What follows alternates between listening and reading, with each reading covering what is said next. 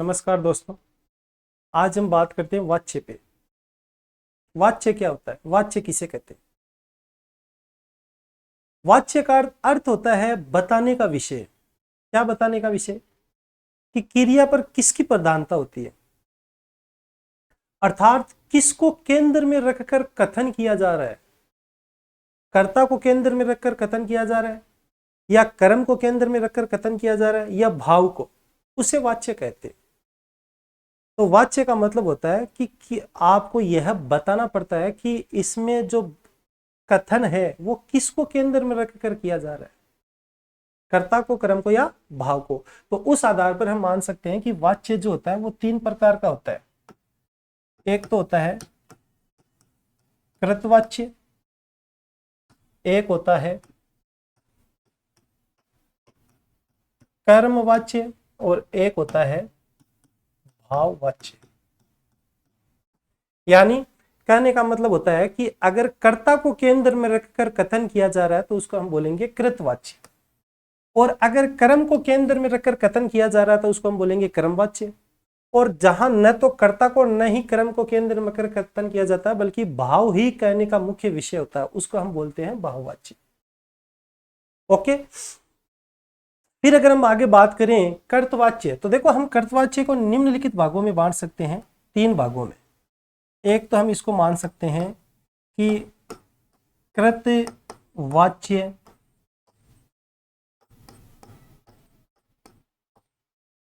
कर्तरी प्रयोग। एक हम मान सकते हैं कृतवाच्य, कर्मणि प्रयोग, और एक हम मान सकते हैं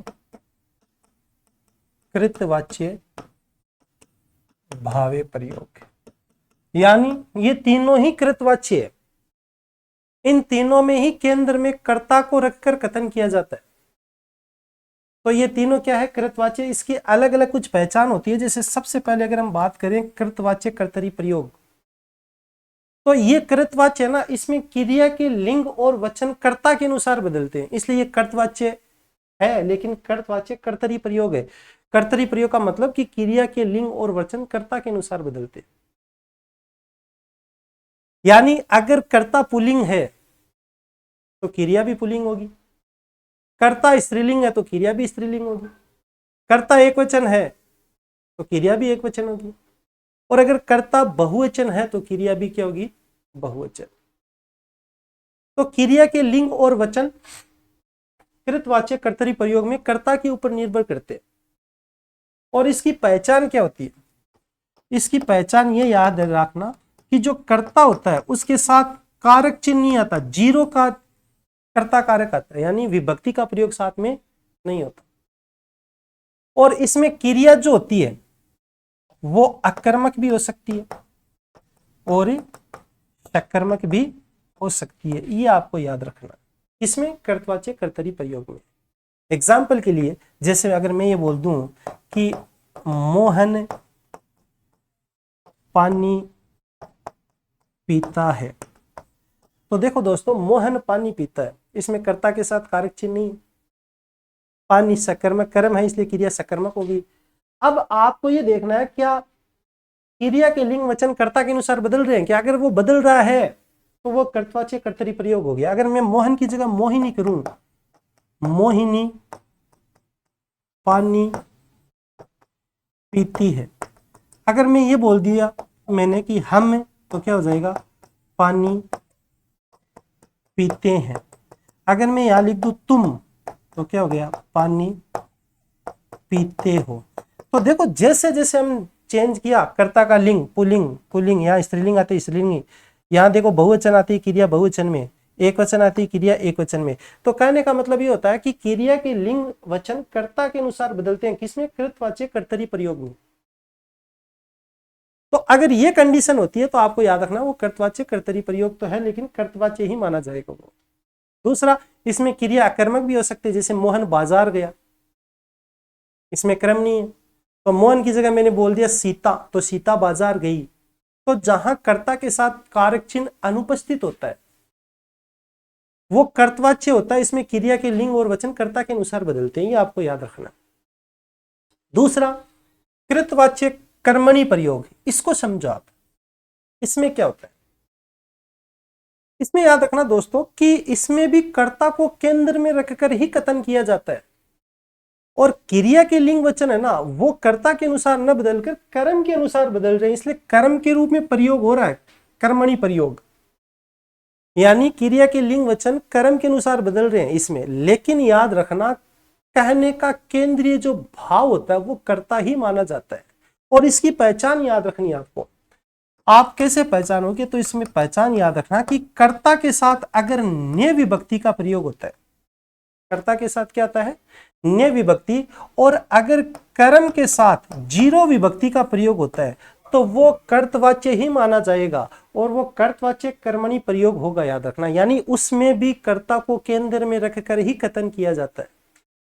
जैसे अगर मैं ये बोल दूं कि मोहन ने खाना बनाया, अगर मैं यहां मोहिनी कर दूं, मोहिनी ने खाना बनाया, तब भी देखो क्रिया नहीं बदल रही है, यहां बदल रही है। मैं यहां बोल दूं हमने खाना बनाया, और मैं ये बोल दूं तुमने खाना बनाया, तो देखो दोस्तों चारों में हमने कर्ता एकवचन, बहुवचन, पुल्लिंग, स्त्रीलिंग शब्द कर लिया, लेकिन क्रिया का लिंग वचन नहीं बदल रहा। और जैसे ही मैं यह खाना इसकी जगह चाय कर दूं तो क्रिया बदल जाएगी, बनाई। इसका मतलब ये नहीं हुआ कि ये कर्मवाच्य हो गया, नहीं, ये भी कर्तवाच्य है। इसकी पहचान कैसे करेंगे, तो इसकी पहचान मैंने आपको ये बता दिया कि अगर कर्ता के साथ कारक चिन्ह आ गया तो फिर क्रिया कभी भी कर्ता के अनुसार नहीं बदलती, क्रिया कर्म के अनुसार परिवर्तित होती है। लेकिन कर्ता के साथ ने कारक आने का मतलब होता है कि केंद्र जो कहने का केंद्रीय भाव होता है ना, वो कर्ता ही माना जाता है। तो इसलिए इसको क्या बोलेंगे, कृतवाच्य कर्मणि प्रयोग, और ये भी कौन सा वाच्य है, कृतवाच्य ही है, याद रखना। ओके। तीसरा कृतवाच्य भावे प्रयोग, इसमें क्या होता है, यानी इसमें भी कहने का केंद्रीय भाव जो होता है वो कर्ता होता है, यानी कर्ता को केंद्र में रखकर कथन किया जा रहा है।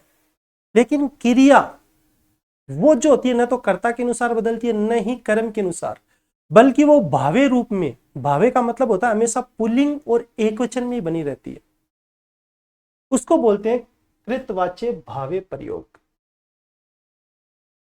अब उसकी हम पहचान कैसे करेंगे, तो इसकी भी पहचान का दोस्तों याद रखना एक तरीका होता है कि कर्ता जो होता है उसके साथ तो ने विभक्ति आ गई, और जो कर्म होता है उसके साथ को विभक्ति आ गई, तो उसको कृतवाच्य ही माना जाएगा और कृतवाच्य भावे प्रयोग माना जाएगा। कैसे, जैसे अगर मैं ये बोल दूं कि मोहन ने मोहिनी को पीटा, या फिर मैं ये बोल दूं मोहिनी ने मोहन को पीटा, या फिर मैं बोल दूं हमने मोहन को पीटा, या फिर मोहन ने हम सबको पीटा।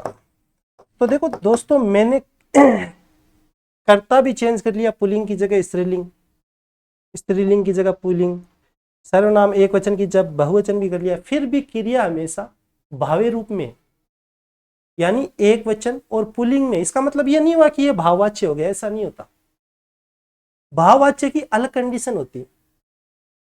तो यह भी कर्तवाच्य ही है। इसकी पहचान कैसे करेंगे कि कर्ता के साथ ने विभक्ति आती है, कर्म के साथ को विभक्ति का प्रयोग अगर होता है, इसका मतलब यह होता है कि हमने कर्ता को केंद्र में रखकर ही कथन कहा है, यानी कहने का जो विषय होता है, केंद्रीय भाव होता है, वो कर्ता ही होता है।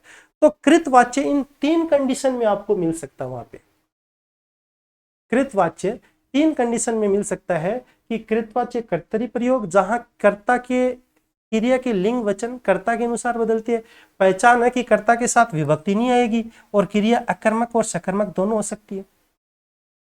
दूसरा कृतवाच्य कर्मणि प्रयोग में क्या मिलेगा, आपको ये याद रखना कि कर्ता के साथ ने विभक्ति आएगी और साथ में कर्म जरूर आएगा, लेकिन कर्म के साथ जीरो विभक्ति आएगी फिर, यानी कारक चिन्ह अनुपस्थित होगा।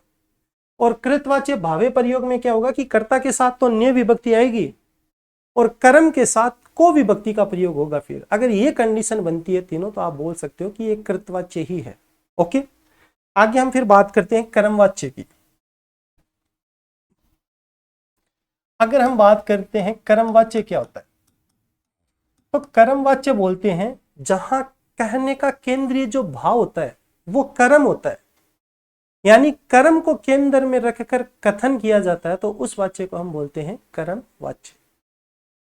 और ये दो प्रकार के मान सकते हैं हम। एक तो याद रखना कर्मवाच्य कर्मणि प्रयोग, और दूसरा होता है कर्मवाच्य भावे प्रयोग। ये दोनों ही कर्मवाच्य। कर्मवाच्य कर्मणि प्रयोग में क्या आता है कि कर्म को केंद्र में रखकर कथन किया जा रहा है, और कर्मणि प्रयोग यानी कर्म के अनुसार ही क्रिया का लिंग वचन बदल रहा है। यानी अगर कर्म पुल्लिंग है तो क्रिया भी पुल्लिंग में होगी, और कर्म स्त्रीलिंग है तो क्रिया भी स्त्रीलिंग में होगी। कर्म एक वचन है तो क्रिया भी एक वचन में, और कर्म बहुवचन है तो क्रिया भी बहुवचन में। यानी क्रिया के लिंग और वचन किसके अनुसार परिवर्तित होते हैं? कर्म के अनुसार। लेकिन किसमें? कर्मवाच्य कर्मणि प्रयोग वाले वाक्यों में। अब इसकी पहचान क्या होती है? इसकी पहचान होती है दोस्तों, याद रखना, अगर इसमें कर्ता होता है, पहली बात तो याद रखना कर्मवाच्य में कर्ता का होना अनिवार्य नहीं होता, लेकिन अगर उसमें कर्ता होगा तो फिर वो जो कर्ता होता है ना, वो करण में तब्दील हो जाता है, यानी साधन के रूप में, और उसके साथ से या के द्वारा विभक्ति का प्रयोग होता है। और जो कर्म होगा उसके साथ जीरो विभक्ति का प्रयोग होगा। ये कंडीशन होती है इसकी। यानी कर्ता कर्ता न रहकर करण में बदल गया और उसके साथ करण की ही विभक्ति से और के द्वारा का प्रयोग होगा। दूसरा, जब कर्म आएगा, कर्म आना अनिवार्य है इसमें क्योंकि कर्म के अनुसार ही बदलती है, लेकिन कर्म के साथ याद रखना कारक चिन्ह नहीं आएगा, जीरो विभक्ति का प्रयोग होगा। एग्जाम्पल के लिए जैसे मैं बोल दूं कि मोहन के द्वारा खाना बनाया गया। अब देखो दोस्तों, यहां कहने का केंद्रीय भाव खाना है। क्यों? क्योंकि कर्ता तो केंद्रीय भाव है ही नहीं, वो तो खुद करण में तब्दील हो गया, बदल गया। तो फोकस कर्ता से हटकर किस पे आ गया? खाना। अगर मैं ये भी बोल सकता हूं कि मोहिनी के द्वारा खाना बनाया गया, हमारे द्वारा खाना बनाया गया, तुम्हारे द्वारा खाना बनाया गया। तो अब देखो, जैसे मैंने यह खाने को बदला चाय, तो क्रिया आ गई बनाई। यानी क्रिया के लिंग वचन किसके अनुसार बदल रहे हैं? कर्म के अनुसार। अब आप ये भी बोल सकते हो कि कर्म के अनुसार तो इसमें भी बदल रहे हैं, कर्मवाच्य कर्मणि प्रयोग में भी। जैसे मैंने कहा चाय बनाई, उसमें भी बदल रहे हैं, लेकिन यहां कहने का मुख्य फोकस जो वो कर्ता पर है, क्योंकि कर्ता के साथ विभक्ति आ रही है ने, तो केंद्रीय भाव कर्ता ही है। लेकिन यहां देखो दोस्तों, यहां कर्ता की विभक्ति, कर्ता तो खुद करण में बदल गया और करण की विभक्ति साथ आ रही है, तो कर्ता को तो कोई इतना वजूद रहा नहीं, वो तो करण में तब्दील हो गया। तो कहने का केंद्रीय भाव किस पे चला गया? कर्म पे चला गया। तो आप ये कारक चिन्ह देखने पड़ेंगे आपको। दूसरा, अब आपको कोई बोल दे मोहन के द्वारा खाना बनाया गया, ये कर्मवाच्य, इसको कृतवाच्य में बदलो, तो आप इसके साथ ने विभक्ति लगाओगे, मोहन ने खाना बनाया, तो अब पूरा का पूरा फोकस है ना वो कर्ता पे हो गया, और वो किस में तब्दील हो गया? वापिस से कर्ता में। तो ये वाच्य बदलना भी आता है कि मोहन के द्वारा खाना बनाया गया, इसको आप कृतवाच्य में बदलो। तो आपको कंडीशन याद रखनी है विभक्ति की। ओके, एक क्वेश्चन आया था कि आरा मशीन से लकड़ी काटी जा रही है। ये क्वेश्चन आया था, इसमें ये पूछा था ये कौन सा वाच्य। तो देखो सबसे पहले कर्ता तो करण में तब्दील हो गया साधन के रूप में और उसके साथ विभक्ति आ रही है, पहली कंडीशन तो ये। दूसरी कंडीशन कि देखो कर्म आ रहा है लकड़ी, और जैसे ही हमने लकड़ी की जगह पेड़ किया तो देखो क्रिया बदल गई, काटा जा रहा है, क्योंकि पेड़ पुल्लिंग है। तो कर्म के अनुसार जहां कर्ता के साथ से विभक्ति आती है, यानी कर्ता तो करण में बदल जाता है और कर्म आता है, उस कर्म के अनुसार क्रिया के लिंग वचन बदलते हैं तो वो कर्मवाच्य होता है। कर्मवाच्य कर्मणि प्रयोग में आता है वो। अब जरूरी नहीं कि कर्मवाच्य कर्मणि प्रयोग में कर्ता का आना जरूरी नहीं। हाँ, अगर कर्ता आ गया तो उसके साथ विभक्ति चिन्ह लगेगा से और के द्वारा, लेकिन जरूरी नहीं है कि कर्म में कर्ता का प्रयोग हो। जैसे एग्जाम्पल के लिए मैं ये बोल दूं, यह दरवाजा नहीं खुल रहा, ये एक वाक्य। अब देखो दोस्तों, इसमें कर्ता तो है ही नहीं, कर्ता काम को करने वाला होता है, और हम जब कारक चिन्ह में पढ़ेंगे तो हमें पता है कि क्या किसको का आंसर मिलता है, वो कौन होता है, कर्म होता है। क्या नहीं खुल रहा, दरवाजा। तो यहां देखो डायरेक्ट आपको शब्द कर्म मिल रहा है, कर्ता नहीं है वाक्य में। अब आप कर्म को बदलो, दरवाजा की जगह मैं बोल दूं खिड़की, तो यह खिड़की नहीं खुल रही, क्रिया देखो स्त्रीलिंग में आ जाएगी। तो इसमें क्या होता है कि क्रिया के लिंग वचन कर्म के अनुसार बदलते हैं। कर्म वाच्य में कर्ता आ गया तो वो करण में तब्दील हो जाता है, लेकिन कर्ता नहीं आता है तब भी वो कर्मवाच्य होता है। यानी कहने का मतलब होता है कि इसमें कर्मवाच्य में कर्ता का आना अनिवार्य नहीं होता। हाँ, आ गया तो उसके साथ फिर विभक्ति चिन्ह लगेगा से और के द्वारा। ओके। दूसरा, अगर हम बात करें कर्मवाच्य भावे प्रयोग, यानी कहने का मतलब होता है कि जो कर्मवाच्य भावे प्रयोग होता है, ये होता तो कर्मवाच्य ही है, लेकिन इसमें क्रिया के लिंग वचन कर्म के अनुसार तब्दील नहीं होते, वो भावे रूप में रहते हैं, यानी पुल्लिंग और एक वचन में ही बने रहते हैं। अब ये कंडीशन कैसे बनेगी, हम उदाहरण को कैसे पहचानेंगे? तो याद रखना, इसकी पहचान का तरीका है कि जो कर्ता होता है, अगर वाक्य में कर्ता उपस्थित हुआ तो वो किस में तब्दील हो जाता है, करण में, और उसके साथ से और के द्वारा विभक्ति का प्रयोग होता है। दूसरा, जो कर्म होता है उसके साथ को विभक्ति का प्रयोग हो जाता है फिर, यानी अगर कर्ता के साथ से और के द्वारा विभक्ति का प्रयोग होता है, कर्म के साथ को विभक्ति का प्रयोग होता है, तो उसमें क्रिया के लिंग वचन कर्म के अनुसार नहीं बदलते, वो पुल्लिंग और एक वचन में रहते हैं, फिर भी वो कर्मवाच्य है। और ये पहचान आपको इनसे करनी है। ये दो कंडीशन मैंने बताई। जैसे देखो, मैं ये बोल दूं मोहन के द्वारा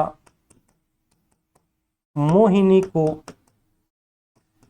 पीटा गया, या फिर मैं बोल दूं मोहिनी के द्वारा मोहन को पीटा गया, या फिर ये बोल दूं हम सब के द्वारा मोहन को पीटा गया, या फिर मैं बोल दूं कि मोहन के द्वारा हम सब को पीटा गया। तो इन चारों वाक्य में देखो हमने सब कुछ चेंज कर लिया, पुल्लिंग की जगह स्त्रीलिंग, एक वचन की जगह बहुवचन, फिर भी क्रिया पुल्लिंग और एक वचन में ही है।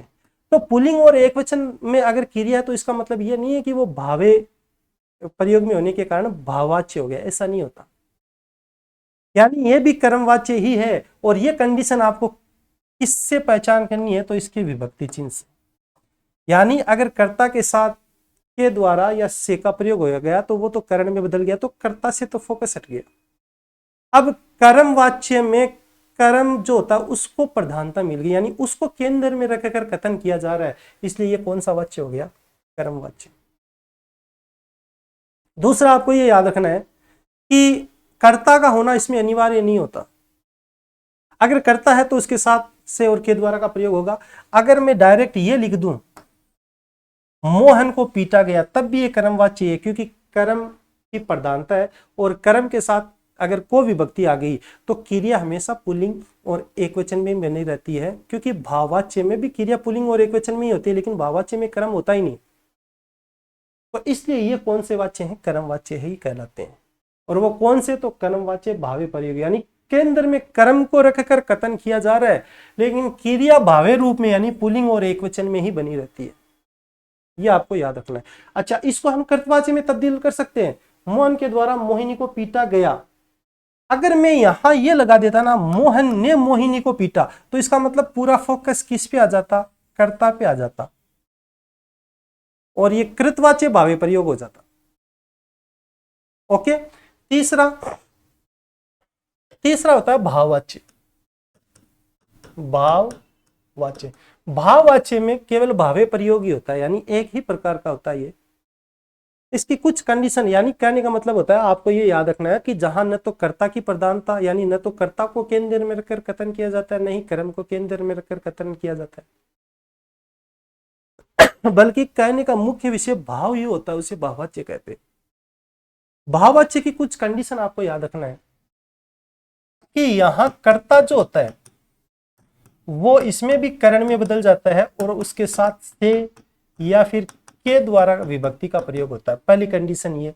दूसरी, क्रिया आक्रमक होगी, यानी इसमें कर्म होगा ही नहीं, और वाक्य जो होते हैं वो प्राय नकारात्मक। अब देखो, नकारात्मक प्राय यानी ज्यादातर, मैंने ये नहीं कहा सभी, प्राय नकारात्मक यानी असमर्थता का भाव प्रकट करते हैं। सकारात्मक वाक्य भी हो सकते हैं, याद रखना, ऐसी बात नहीं है, सकारात्मक वाक्य भी हो सकते हैं इसमें। अगर कहीं आप सकारात्मक वाक्य देखो और ऐसा सोचो कि ये भाववाच्य नहीं, ऐसा कुछ नहीं होता। अन्य पुरुष की बात होती है, बाकी उत्तम पुरुष में भी हो सकता है, याद रखना। एग्जाम्पल के लिए जैसे देखो, उससे दौड़ा नहीं जाता।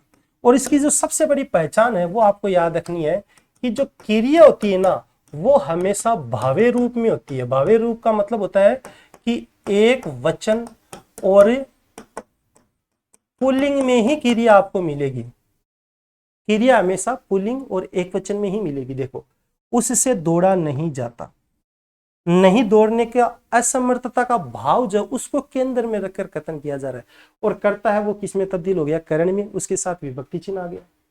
कर्म इसमें आएगा ही नहीं, भाववाच्य में कभी कर्म में नहीं आता, याद रखना। मैं ये भी बोल सकता हूं, मोहन से दौड़ा नहीं जाता। तब भी देखो, मैं ये बोल दूं, मोहिनी से दौड़ा नहीं जाता। तो कहने का मतलब होता है कि इसमें क्रिया हमेशा पुल्लिंग और एक वचन में ही बनी रहती है। तो जहां क्रिया पुल्लिंग और एक वचन में बनी रहती है उसमें भाववाच्य, लेकिन उसकी कुछ कंडीशन होती है कि कर्ता अगर है तो कर्ता के साथ से विभक्ति का प्रयोग होगा। ओके। और फिर क्रिया पुल्लिंग और एक वचन में भी बनी रहती है। कहने का मतलब है दोस्तों कि क्रिया पुल्लिंग और एक वचन तीनों वाक्य में बनी है। कर्तवाच्य में भी हो सकता है, कर्मवाच्य में भी हो सकता है, और भाववाच्य में हो सकता है, लेकिन उसकी कुछ अलग अलग कंडीशन होती है। अगर हम शॉर्ट में इसकी बात करें तो देखो, जो वाच्य है वो हमने कहा कि कृतवाच्य है, कर्मवाच्य है और भाववाच्य है।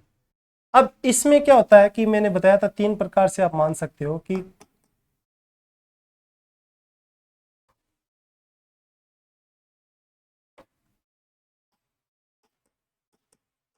कृतवाच्य कर्तरी प्रयोग हो गया, दूसरा कृतवाच्य कर्मणि प्रयोग हो गया, और तीसरा कृतवाच्य भावे प्रयोग हो गया। अगर हम इसकी बात करें तो ये कर्मवाच्य कर्मणि प्रयोग, और दूसरा कर्मवाच्य भावे प्रयोग। इसमें ऐसा कुछ नहीं होता, इसमें भावे प्रयोग ही होता है। तो अगर हम ये आपको उदाहरण मिलेंगे तो कर्ता है उसके साथ जीरो और क्रिया आपको अकर्मक भी मिल सकती है और सकर्मक भी मिल सकती है, ये कंडीशन मिलेगी। कृतवाच्य कर्मणि प्रयोग, इसमें कंडीशन क्या है कि कर्ता के साथ तो आपको ने विभक्ति मिलेगी और कर्म के साथ जीरो। कृतवाच्य भावे प्रयोग में कि कर्ता के साथ तो ने विभक्ति और कर्म के साथ को विभक्ति, ये कंडीशन बनती है उदाहरण में, तो वो कृतवाच्य हो गया। इसमें क्या होगा कि कर्ता के साथ से या के द्वारा विभक्ति और जो कर्म होगा उसके साथ जीरो विभक्ति। उसी प्रकार इसमें कि कर्ता है उसके साथ तो से या के द्वारा विभक्ति और जो कर्म होता है उसके साथ जीरो विभक्ति। ओके दोस्तों, और भाववाच्य में क्या होता है, मैंने बताया था आपको कि कर्ता है अगर आता है तो उसके साथ से या के द्वारा विभक्ति का प्रयोग, और कर्म होगा वो तो होगा ही नहीं ना, इसलिए क्रिया क्या हो गई, इसलिए क्रिया हमेशा इसमें अकर्मक होगी और हमेशा ये जो वाक्य हो इसमें क्रिया पुल्लिंग और एक वचन में ही बनी रहती है, ये पहचान होती है वाच्य की। ओके दोस्तों, तो आज के लिए इतना ही। जय हिंद।